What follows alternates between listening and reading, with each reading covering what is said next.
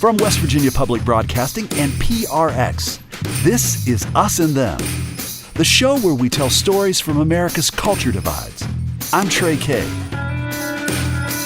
The winter solstice seems to trigger one of America's most polarizing cultural and political battles, the so-called War on Christmas. I think that the attacks on traditional Christmas expression has been ramped up over the last 5 or 10 years. And that's what I'm dragging my feet against and trying to take the arrows and trying to return fire. But some folks ain't buying it. What's the war on Christmas? Isn't Christmas about what happens in your community, in your family, around your dining room table? People are just out looking for a fight. Is there really a war on Christmas? Well, we'll see.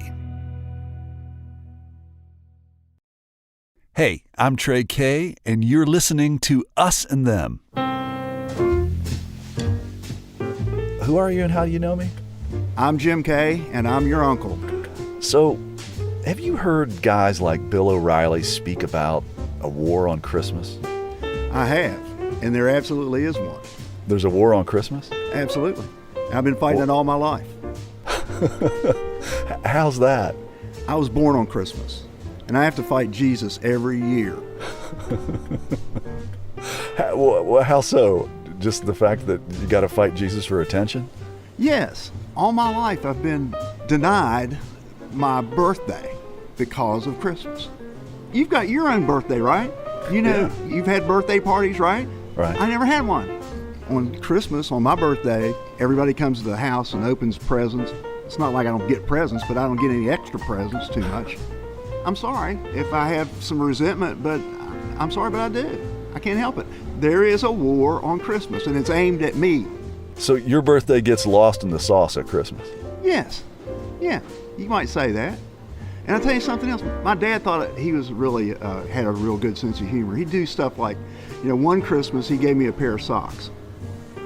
He gave me one sock for Christmas and one sock for my birthday. What a guy.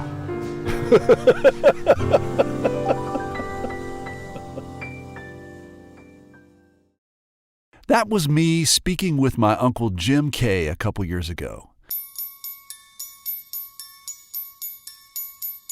Today on Us and Them, we're going to present a special Christmas episode. No, wait a minute.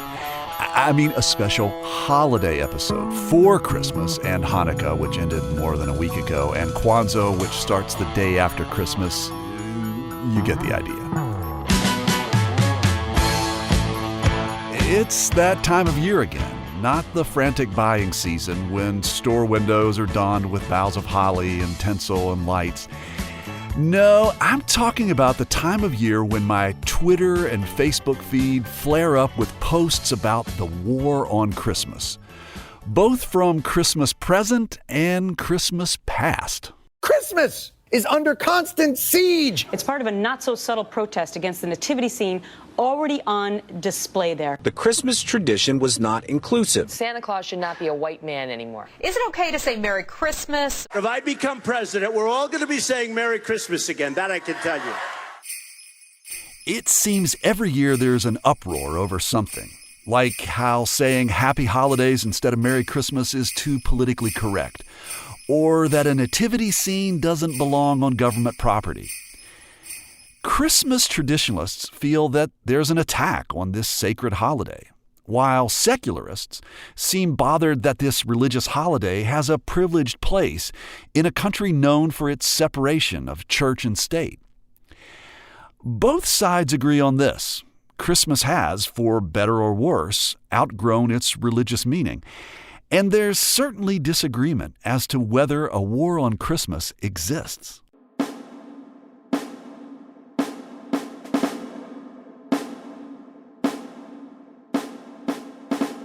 The show that you're going to hear today is something we originally produced in the days leading up to Christmas 2015. In many ways, things haven't changed so much on the subject, but some things have. The Me Too movement has claimed the self-described five-star general in the war on Christmas, Bill O'Reilly. Back in the day on his Fox News show, The O'Reilly Factor, Bill used to call a lot of attention to this so-called Christmas war. And He demonstrated his vigilance against anyone who questioned the war's veracity. Every Christmas season, there are people who try to diminish the celebration of Jesus' birthday. We all know it. But we do have a whole bunch of war on Christmas deniers who say that I and others are making the whole thing up. Well, here's the first evidence this year. A billboard put up by an atheist group telling children to skip church on Christmas Day. Nice, right? Bill O'Reilly isn't a general in the war on Christmas anymore, but other people seem to have picked up the flag. I think the war on Christmas stuff is certainly as powerful now as it has been. That's Adam Lotz. He's a historian of education at Binghamton University in upstate New York. I write a lot about the history of our culture wars, especially the history of conservative evangelicals and schools and culture, that sort of thing. Adam's been on Us and Them before, and he's been listening to the show since we started it back in 2015. Over the next hour, he's going to pop in several times to give us some perspective as we talk about the idea of a war on Christmas. He says the issue might not be in the news as much as it once was, but it's still alive. It's still as strong as ever, but it's just sort of merged into this, we're the war on Christmas side. That's one of our things. It's a flag for a culture war side. I think it's still a super powerful appeal to a certain set of voters and non-voters as well, but a certain vision of what America is and what America should be and what America is threatened by. Some Christians feel like their religion isn't as welcome as it should be in public places. People like Kathy, a self-described born-again Christian. Kathy won't use her real name. She worries she'll be badgered for saying she and her daughter have been discriminated against. There was a time where I was part of a Girl Scouts group, actually, with my daughter when she was younger. And it came time for the holidays, and each one of us was supposed to bring in something that represented what we celebrated at the holidays. A Jewish girl brought in a menorah and a dreidel and told the kids about celebrating Hanukkah. A girl from a more secular home talked about how her family volunteered at a food pantry and brought in some canned goods for her show and tell presentation. Kathy's daughter brought in a nativity set. We're told to keep it short and not to discuss Jesus. Kathy says that when she and her daughter made their presentation, several parents seemed unhappy and pulled their kids out of the room. And after they got home, I got emails from 2 parents, and one of them said, "Your Christianity has no place in our Girl Scout meetings. We don't need to be judged by you. Our girls are not Christians. We don't uphold Christianity in our household, and it has no business in here, and you need to leave it out, and if you can't, you need to get out."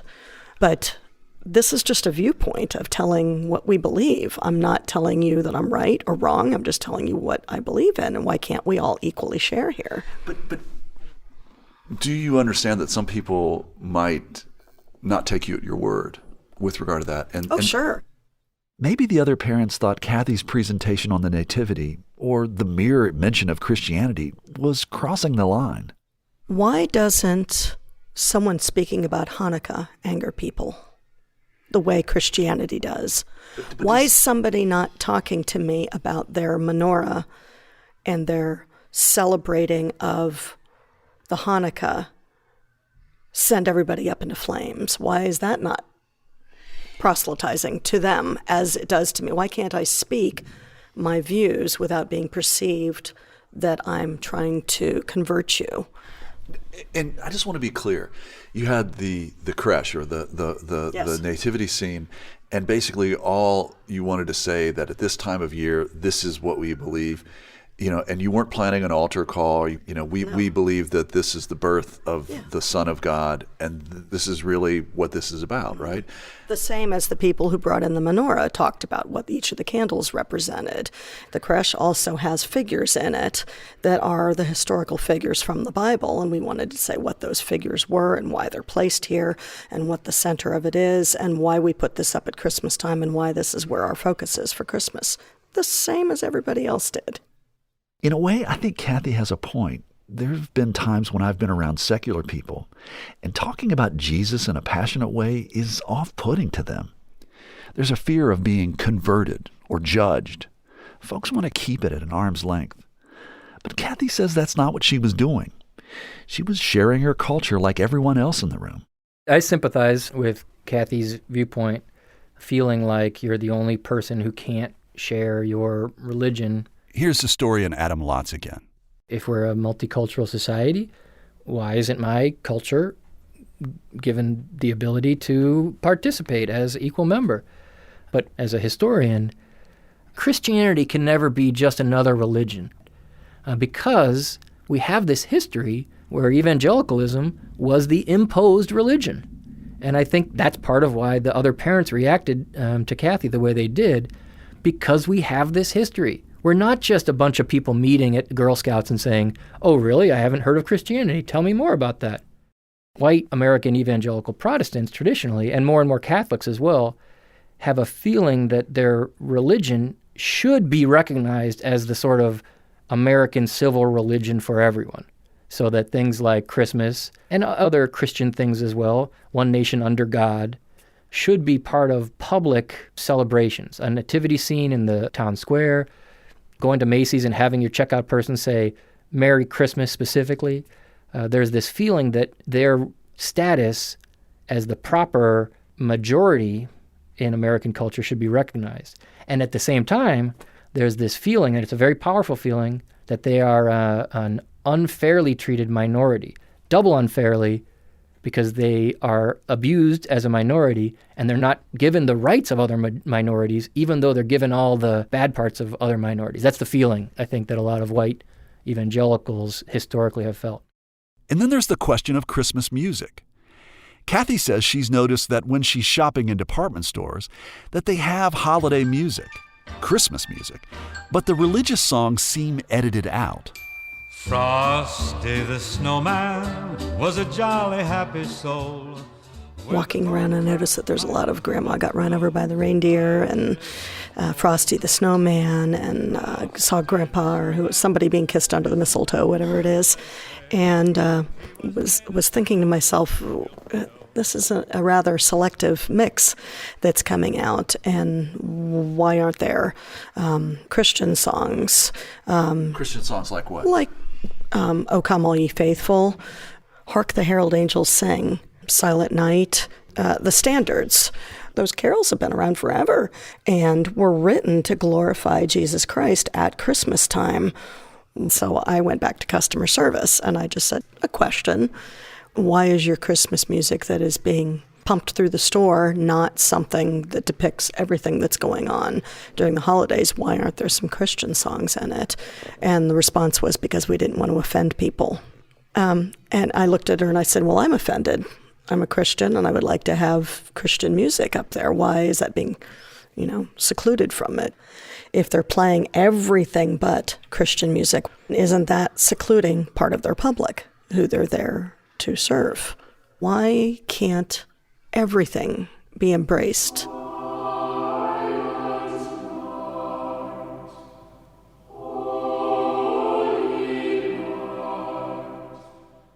I gotta say, this whole music thing seems like a no-win situation for the stores.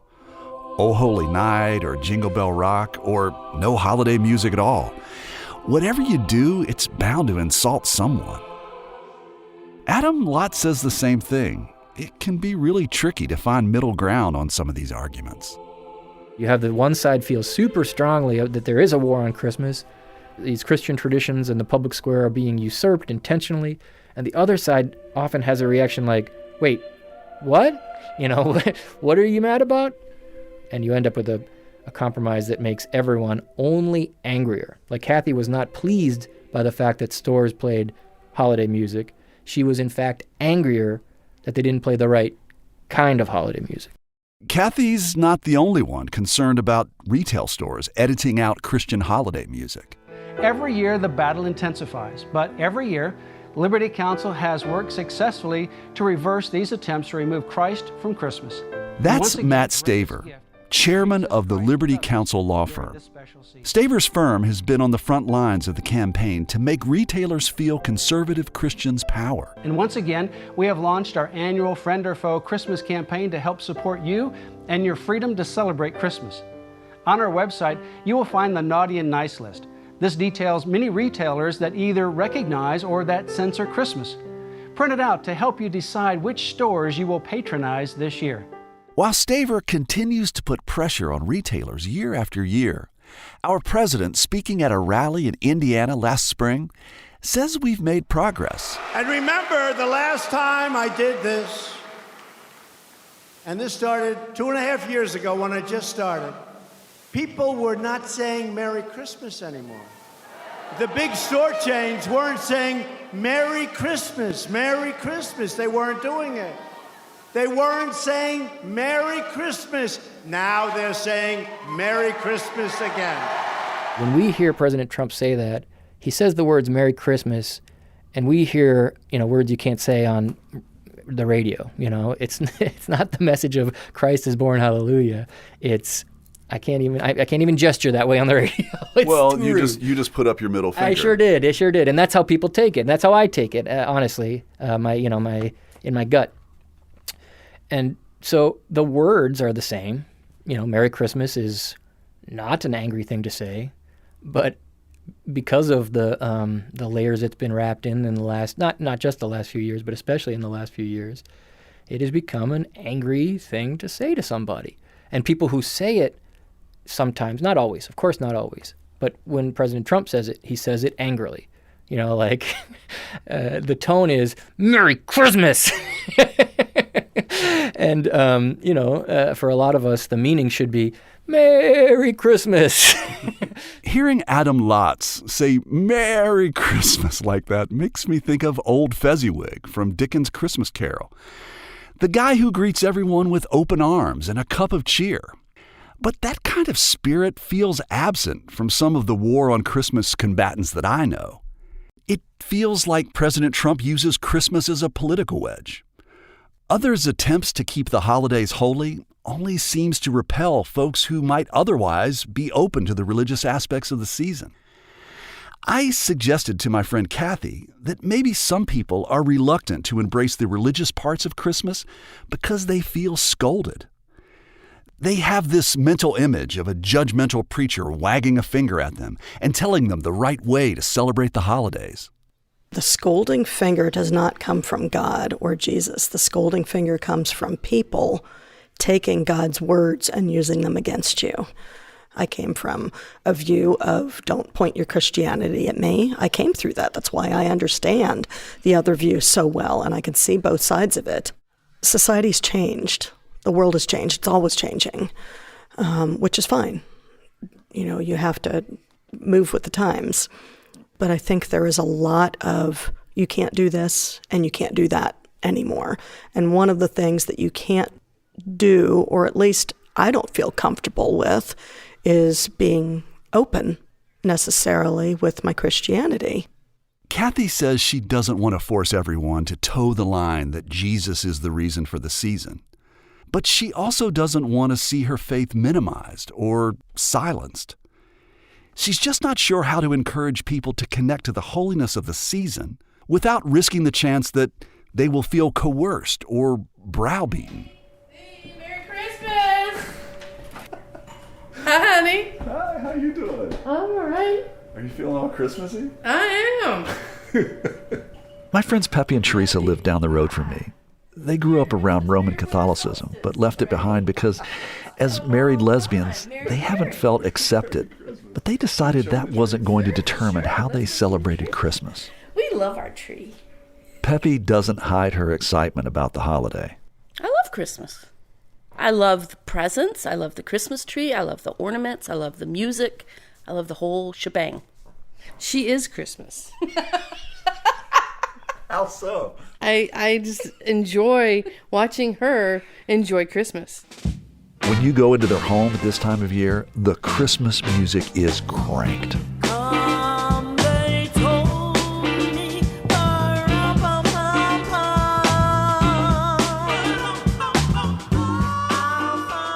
So When you are choosing your Christmas music, what's your criterion for the songs that end up on the list?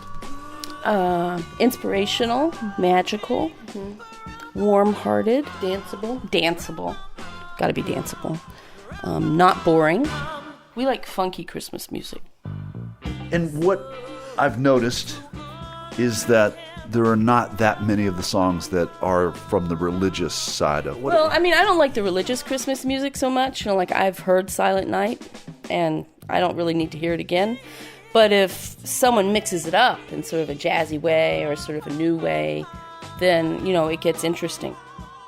Peppy and Teresa have a gorgeous Christmas tree and lots of other decorations, snowflakes, globes, stars. But there's no nativity scene.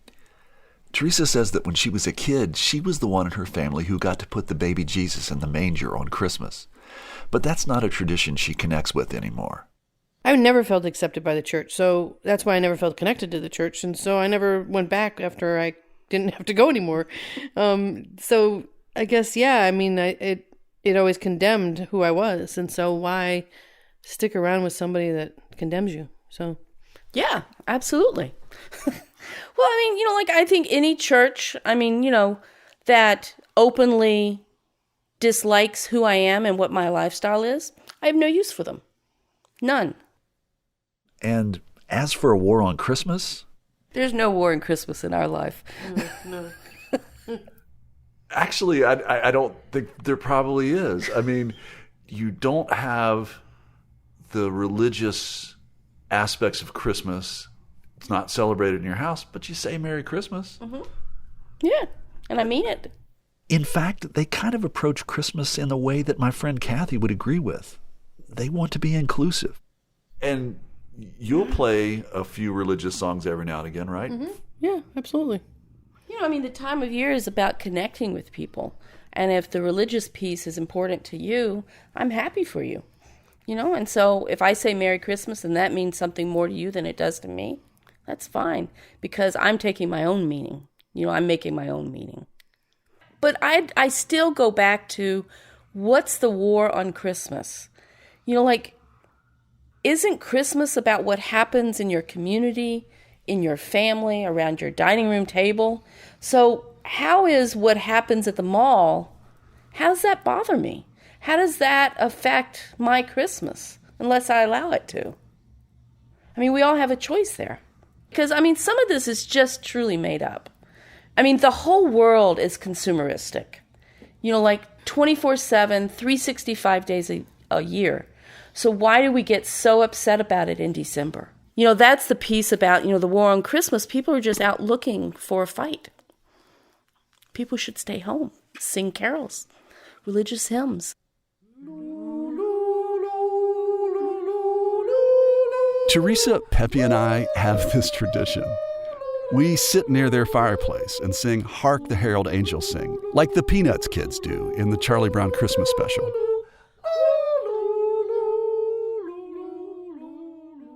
My friend Frank McDonough thinks this is pretty cool.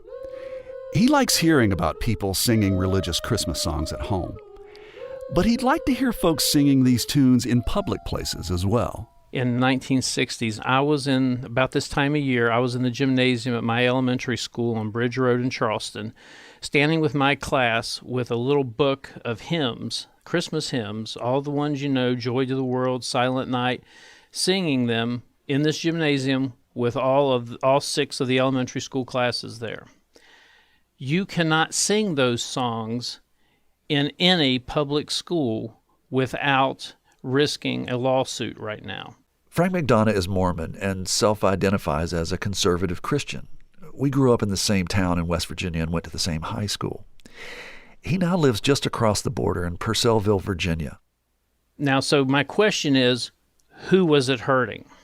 You asked me, what's the outcome? Why does it make a difference? Well, I have a freedom of religion. When I was in that gymnasium, everyone in that room was not a Christian. Regardless, even if they were, they still would not be allowed, even if they had permission slips from every kid in the class, to participate in things like this, and there are lawsuits stacking up to prove it. Why is it that the Christian holiday needed to dominate? And why couldn't the setting that you talked about, that you talked about singing those Christian hymns, why couldn't you sing those Christian hymns in your church? I did. So, but why do they need to be in the school? I think that I'm going to say the most offensive thing that I could possibly say in public, and that is, this is a Christian nation. It's a Judeo-Christian nation. How do you figure that? The values that Christianity brought over from the old world to the new world guided the founding fathers in the creation of the Constitution. I believe that our Constitution was divinely inspired. I honestly believe that. This continent was held back to be a place where Christians would be able to gather at some point in history, to be able to escape some of the external forces that were fighting against Christianity, and that this nation was founded as a result of that. Frank believes that these days Christians are playing defense against overly litigious civil libertarian groups.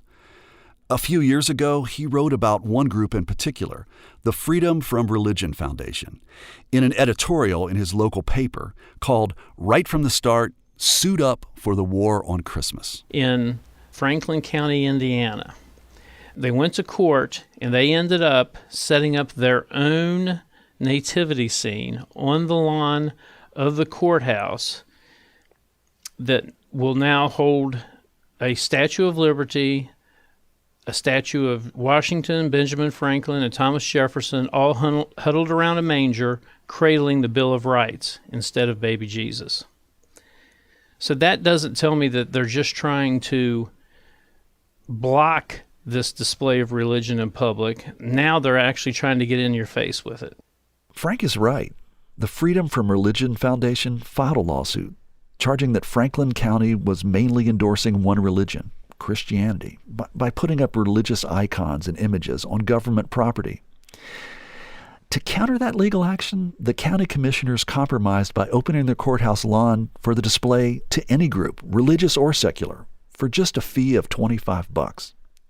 So a Christian group could rent one part of the lawn and put up a nativity scene, and a secular group could put up a winter solstice display on another part. But beyond public battles over nativity scenes, Frank has noticed tensions when exchanging simple holiday greetings. My hope is that if you're Jewish and you say Happy Hanukkah, that everyone will accept you for what you are and move along. My hope is that if you celebrate Kwanzaa, that when you say Joyous Kwanzaa to someone, they'll smile back at you, acknowledge your greeting, and that everything will go on. But I also want people to be able to say Merry Christmas and not have to end up getting a bad look or a bad gaze or having people pull their children closer to you to stay away from the crazy Christian. And if you experience that happening, because I haven't experienced that. I've gotten disparaging looks for that, just actually in the last couple of weeks. Not every time, not every other time, not every 10th time, but it has happened. And that wouldn't have happened at all 20 or 30 years ago.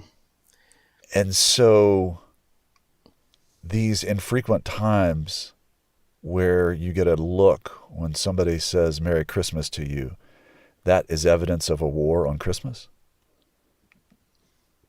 It's a sniper shot. Wow. Okay.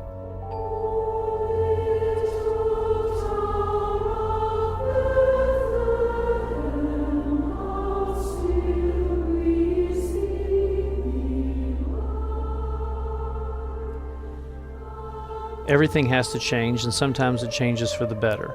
I'm just opposing the sudden changes.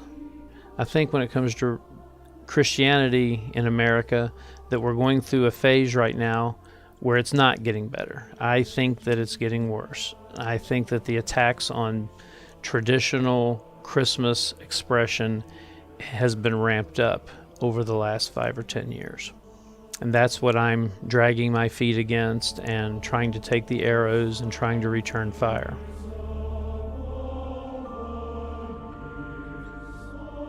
Actually, I understand where Frank is coming from.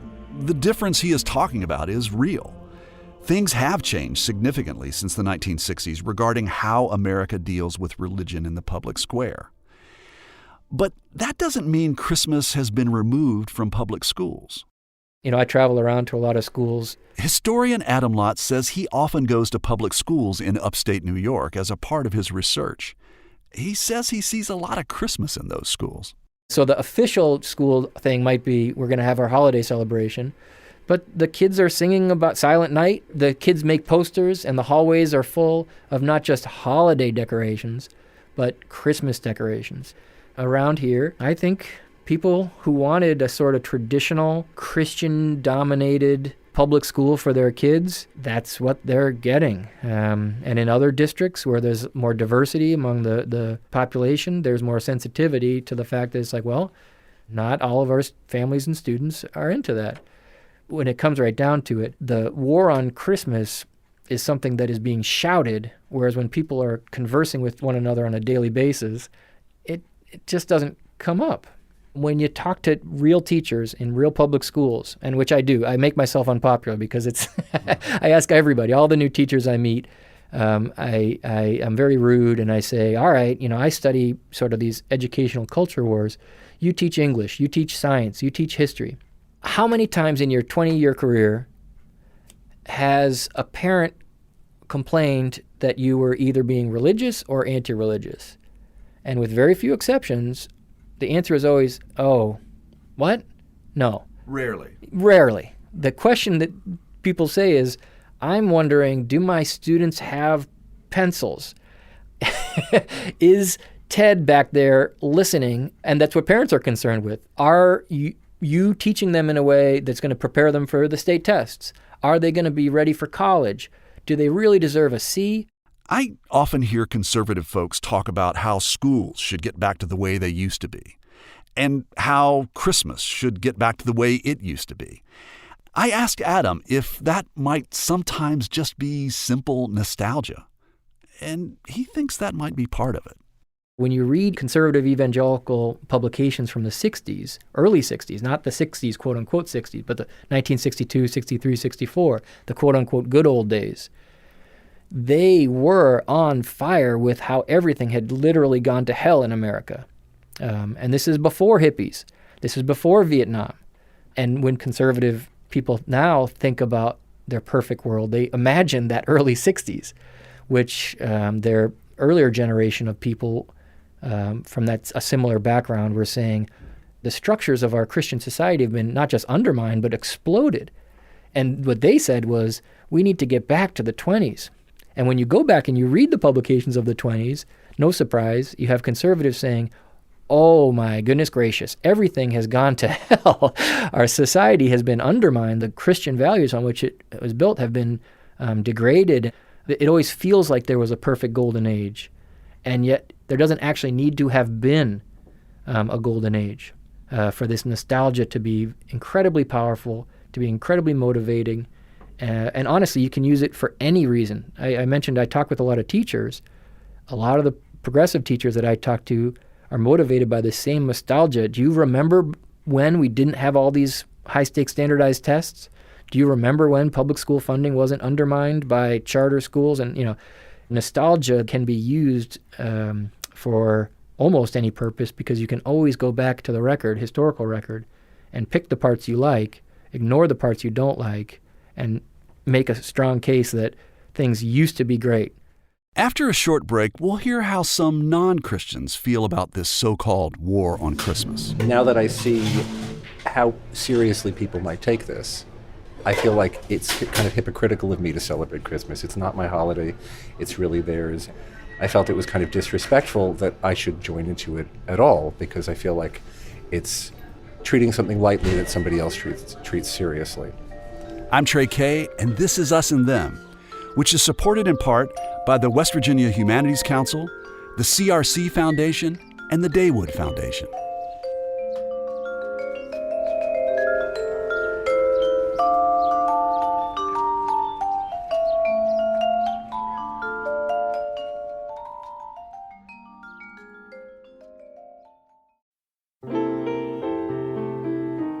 In difficult times, music gives us peace, brings us together, and helps heal us. It calms our nerves and brightens our days. That's why we're bringing you classic episodes of Mountain Stage on air and in our podcast. This is Larry Gross, host of Mountain Stage. Find something that's familiar or brand new and feel the power of live music on our website, mountainstage.org. You're listening to Us and Them. I'm Trey Kay, and we're talking about the so-called war on Christmas.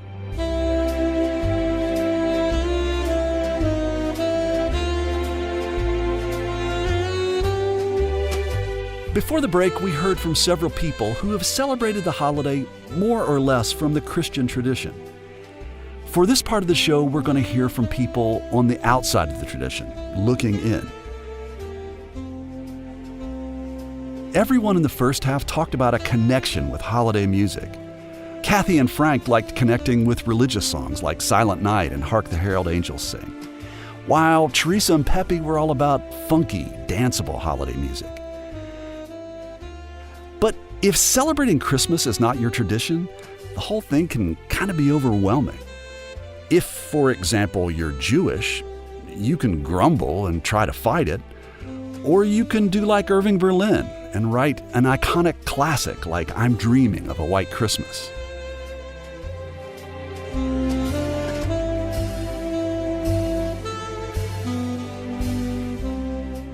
But not every Jewish person can write like him.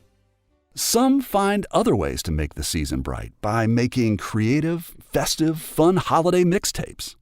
My reporter friend, John Kalish, hipped me to a man in Manhattan who, for the past 30 years, has curated one of the most eclectic Christmas party compilations on the planet.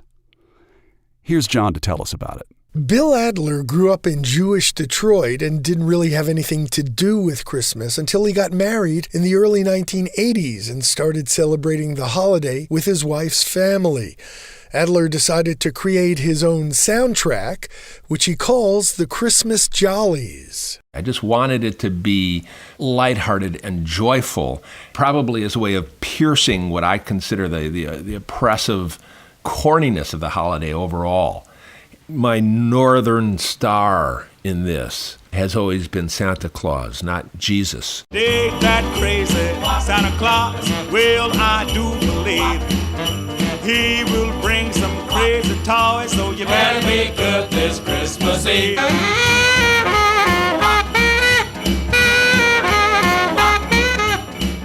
Adler has a long history in the music business, including stints as a publicist, label executive, and pop music critic at the Boston Herald. He worked briefly at Boston's progressive rock powerhouse, WBCM, but he says he was fired for playing a record that wasn't on the playlist. Adler has what musicians refer to as very big ears, so he tends to include many genres of popular music on his Christmas Jollies mixtapes. He's an obsessed collector who doesn't like to repeat tracks from year to year. I know to spend this Christmas sitting by the farm with you. I love to spend this Christmas sitting by the farm with you. I'm so happy for the moment that we share the whole year through. I do my best to design each CD as a program, where there's going to be a beginning, middle, and an end. I want to love every individual track. I want to program them or sequence them in such a way that it does create a harmonious whole. Oh, can't you see it's gonna be a howdy-doody Christmas, a howdy-doody Christmas for all good girls and boys. Can't you see the Christmas tree? Its star is shining brightly as Santa Claus so sprightly drops in with all his toys. You will tingle when Kris Kringle plays his jingle bell. It's brighter than the music of a million carousels. Oh, can't you see it's gonna be a howdy-doody Christmas? A very, very merry, merry, very merry howdy-doody Christmas for you. Chicken crows at midnight on a Christmas day. Rooster crows at midnight on a Christmas day.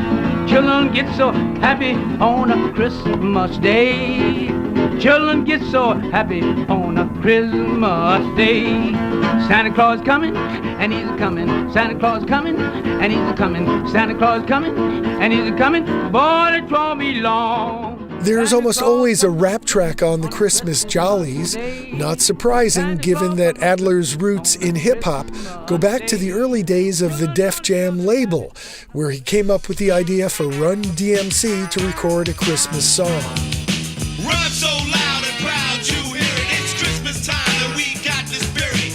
Jack was chilling, the hawk is out, and that's what Christmas is all about. The time is now, the place is here, and the whole wide world is filled with cheer. My name's DMC with the mic in my hand, and I'm chilling and cooling just like a snowman. So open your eyes, lend us an ear. We want to say Merry Christmas and Happy New Year! Adler searches for new material pretty much year-round, picking through piles of old records at flea markets, scouring the bins of Caribbean record stores, and following up leads from friends who know about his quest for undiscovered Christmas music. Most years, the Christmas Jolly CD has at least one musical shout-out to the Jewish holiday of Hanukkah. It has a lovely body, its legs are short and thin, and when it's finally tired, it drops and then I win. Oh, dreidel, dreidel, dreidel, I made it out of clay. Dreidel, dreidel, dreidel, oh, dreidel, I will play. Adler puts together his Christmas compilation so it plays like an hour-long radio show. Dan Rubin is an editor at the Philadelphia Inquirer and a fan of the Christmas Jollies. It's pretty obvious a ridiculous amount of work goes into these little treasures. They're funny, they rock, they swing, and they all sort of seamlessly flow in each year's Christmas mix. And you can tell this guy has spent a lifetime collecting and listening to music, presenting music. This is serious stuff. Oh, I just wrote a letter.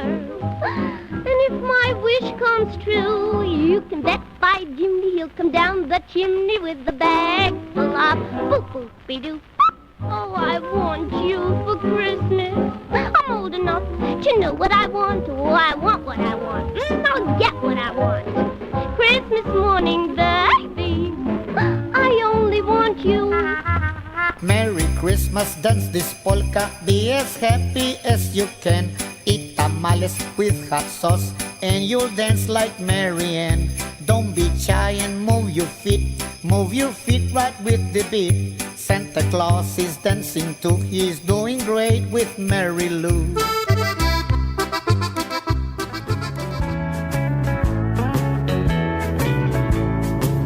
I'm watching Christmas on TV and wishing you were here with me.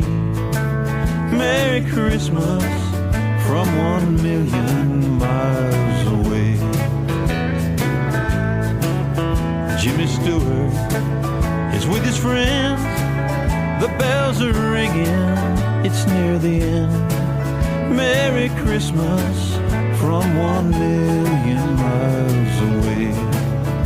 Every Christmas Jollies contains at least a couple of season's greetings from pop culture figures, everyone from Yogi Bear to Jack Benny to Julia Childs to Johnny Cash. You know it's not cool to kill on Christmas. From Krusty the Clown. Merry Christmas, Happy Hanukkah, Kwezi Kwanzaa, a tip-top tet, and a solemn, dignified Ramadan. To the animal trainers Siegfried and Roy. Our white lions and white tigers join us in wishing you a magical holiday season with all your dreams coming true. Adler has friends who tell him that Christmas doesn't really start for them until they get their Christmas Jolly CD. Some won't play the mixtape until Christmas Eve or Christmas morning, when it becomes part of their Christmas ritual. I know folks who throw their own Christmas parties and play my Christmas Jollies. These friends of mine dub up copies of my CDs and pass them out to their pals too. So the Jollies definitely get a kind of a wider circulation than I intend.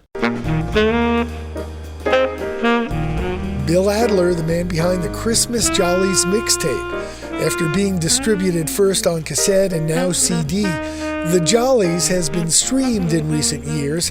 This year you can hear the Christmas Jollies at the Cypher Show PopMusicCritic.com. For Us and Them, I'm John Kalish in New York.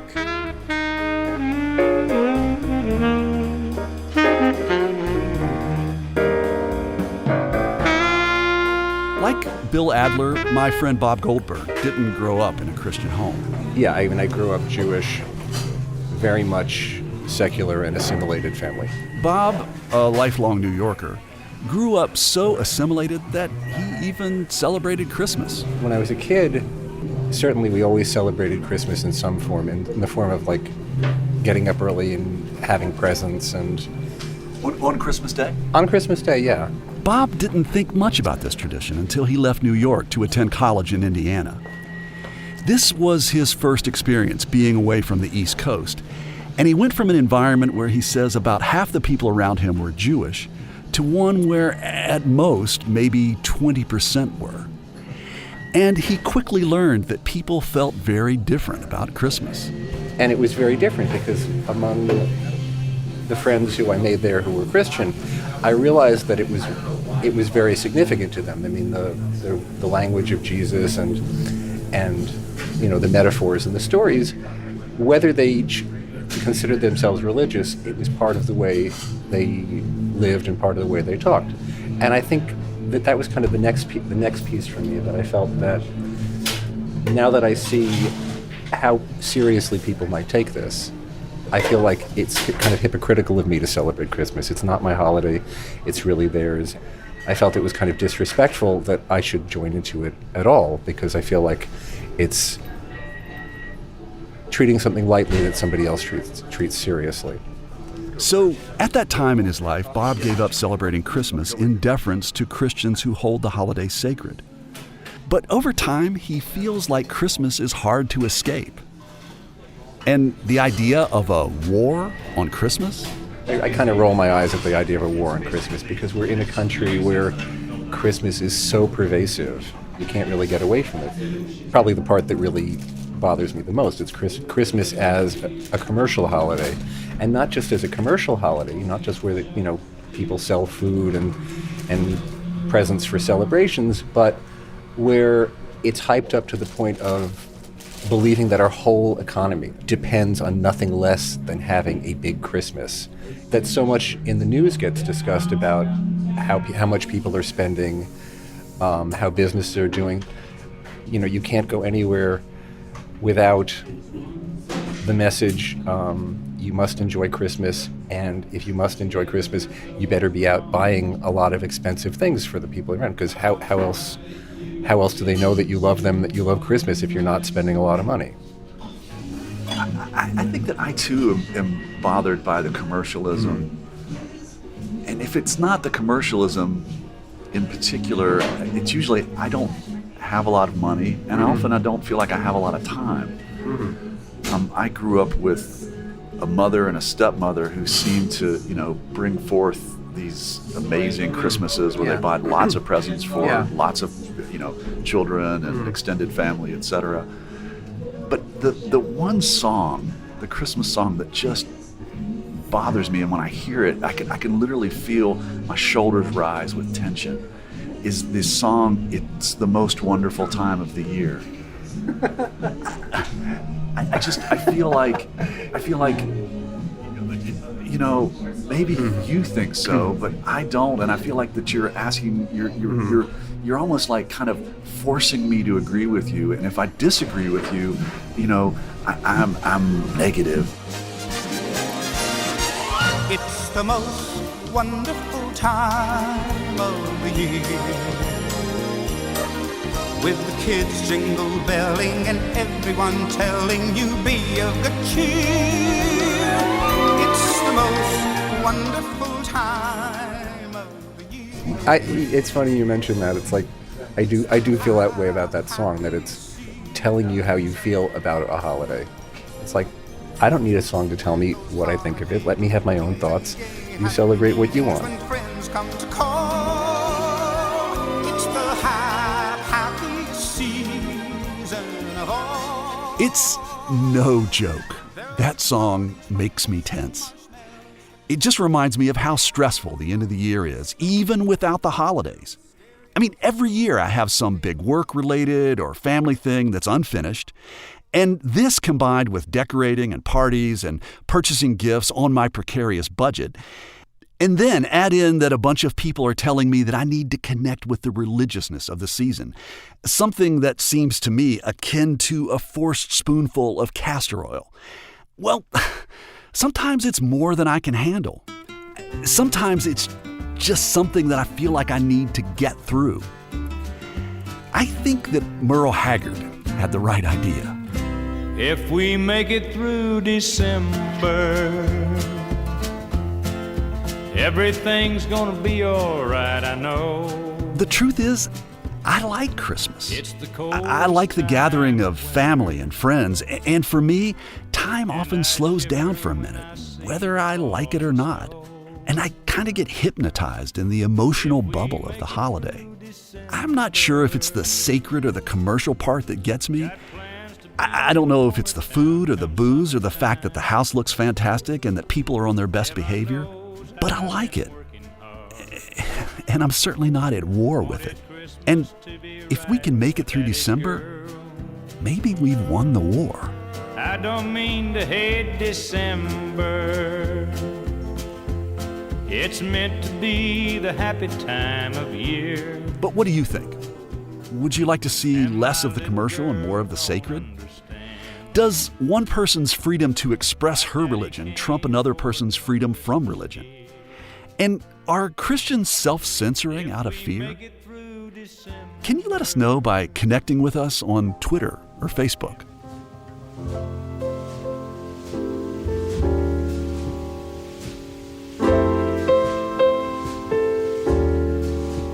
You've been listening to Us and Them. Our team for this show was me, Trey Kay, Mitch Hanley, Rima Snyder, Chris Julin, and Loretta Williams. Special thanks to John Kalish for his Christmas Jollies piece, and to Frank Picarazzi's vibraphone performance at Brooklyn's Grand Army Plaza. Michael Lipton and Tristam Lozow wrote and performed the Us and Them show music. Mark Lerner designed our logo. Rita Krisafi and Mariana Trofimova designed our images for the web. The wonderful people at PRX and West Virginia Public Broadcasting make Us and Them possible. So do grants from the West Virginia Humanities Council, the Corporation for Public Broadcasting, the CRC Foundation, and the Daywood Foundation. Us and Them was originally developed with the assistance of the mentorship program at AIR, the Association of Independents in Radio. Hey, we're going to take a break over the holidays, and we'll be back in the middle of January. Here's to a 2019 with deeper listening and understanding of people's otherness. And hey, Merry Christmas from Us and Them.